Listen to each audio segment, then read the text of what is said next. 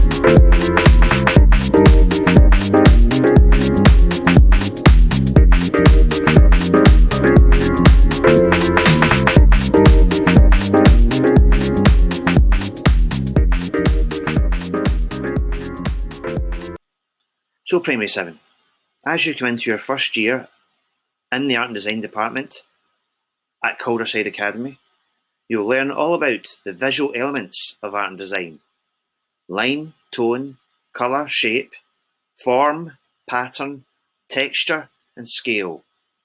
These are all the visual elements that are the basic building blocks of everything we do in art and design. You'll learn all about the famous artists of the past and the present. You'll learn about Vincent van Gogh, Pablo Picasso, or Frida Kahlo. You'll learn about their life and their work, their drawings and their paintings that have inspired so many through the years. Portraits and landscape paintings.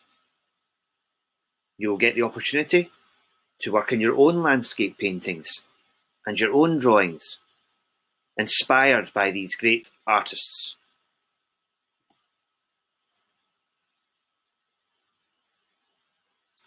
You will get to experience graphic design projects, looking at how designers inspire and communicate with us on a day-to-day basis, using graphics, visuals, photography and typography, through posters, packaging, textiles and advertising. You'll get the opportunity to create your own graphic design.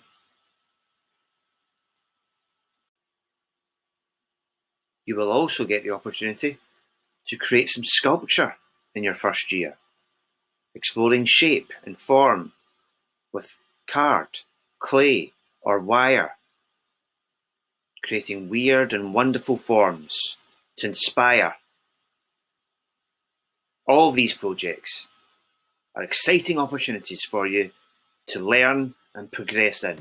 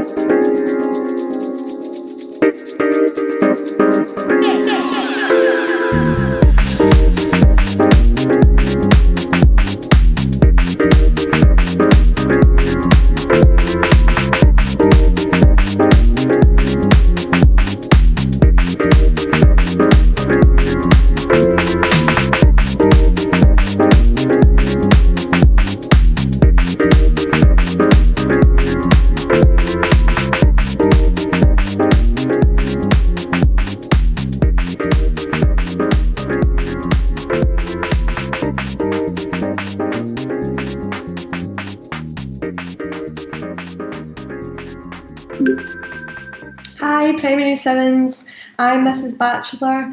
I'm one of the art and design teachers at Calderside Academy. We're really sorry that we weren't able to meet you in person as we usually would, but we've put together this lesson for you and we hope you really enjoy it. We had a lot of fun making it. Okay, so I'm just going to present the slides to you. Okay, and let me change this. All right, so today you will be making a storyboard. Some of you might know what it is already, and some of you might not. But we have got a really good little video here that explains it all. So.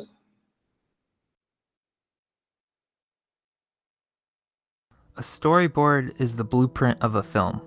The storyboard is a collection of images used to plan out the story visually.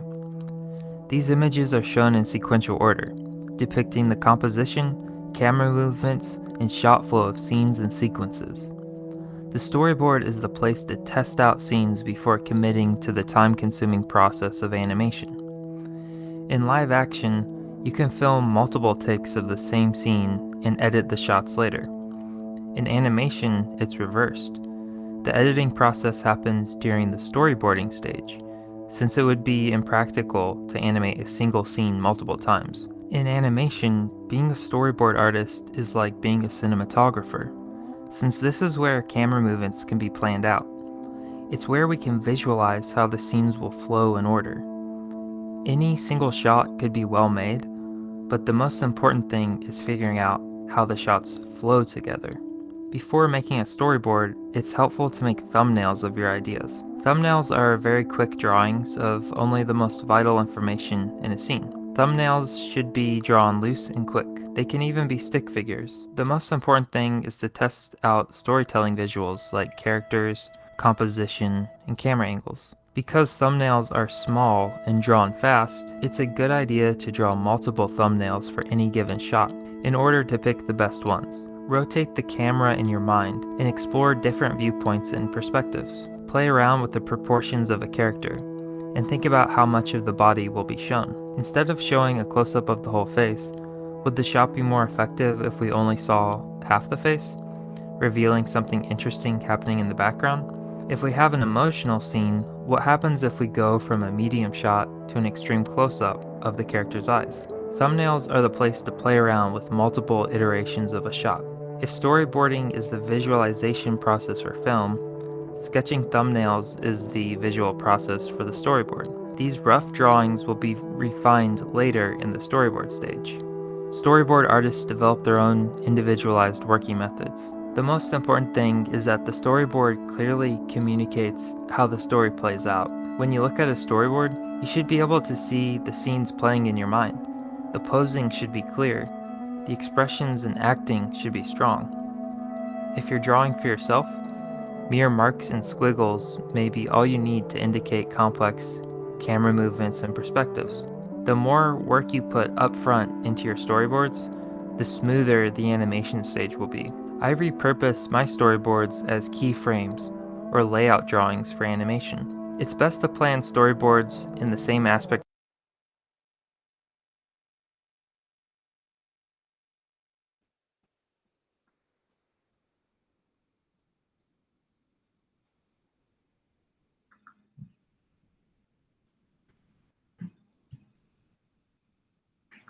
A storyboard is the blueprint of a film. Sorry about that. Okay, so as you can see, before you start your storyboard, it is a really good idea to do some thumbnail sketches. If you were writing a story, you would probably write down some notes about what might be happening in the story before you started. Well, these are your visual notes for your visual story. They're really important. And I did quite a lot of them. I decided I wanted to tell a little story about brushing your teeth. So I drew out some ideas here. And then I decided actually I wanted to have a little character brushing his teeth, so I decided on a crocodile. And you can see how I've tried different angles, so the same thing's happening. The toothbrush is going into the crocodile's mouth, but in this one I did it face on and this one's side on, so that I could decide what I thought was better later. I continued with my thumbnail drawings. For example, I wanted to see which way does it look better to show the sink, with the tap at the side or a kind of bird's eye view. And I actually decided I was going to start with my boxes all being different sizes. So I drew this one out and I cropped it down because I thought it would look better without the hand in it. So the person on the video was drawing on the computer, but we are drawing by hand. You can make it as simple or as complicated as you want. It's totally up to you. You can base it on a character that already exists in a game or a cartoon or a film, or you can make something new up. Most important thing is that you give it a go. It doesn't need to be perfect.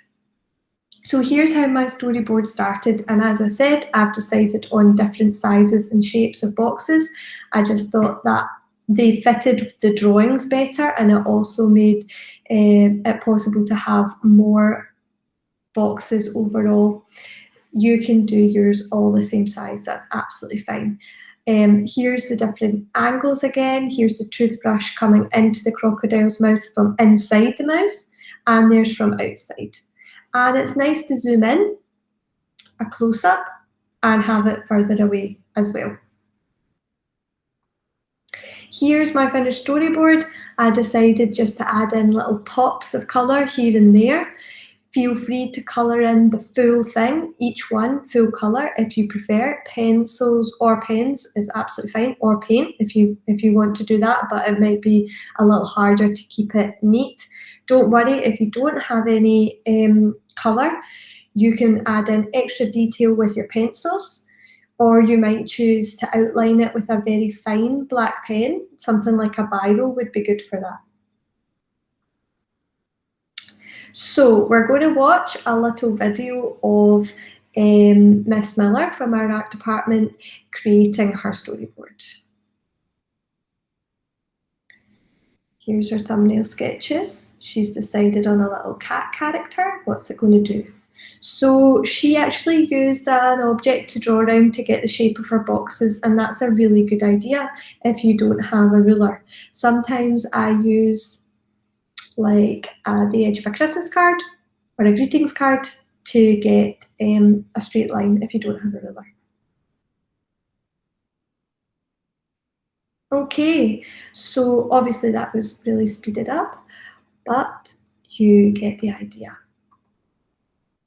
Oh, we're going for it again, sorry.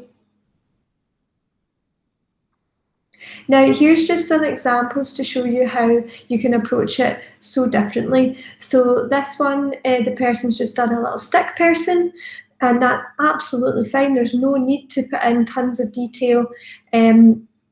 The story is still really well told. You can understand perfectly what's going on, even though it's a stick person. This person decided instead of boxes, they were going to create strips that went across the page to tell the story.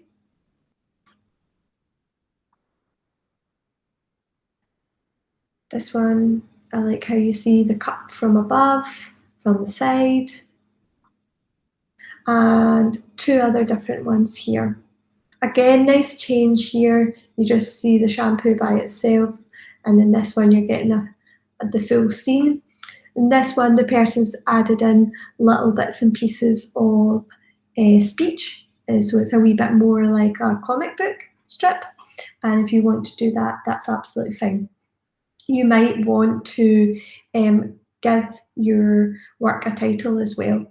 So best of luck. We hope you enjoy that, and we're really looking forward to seeing you all in August. Bye.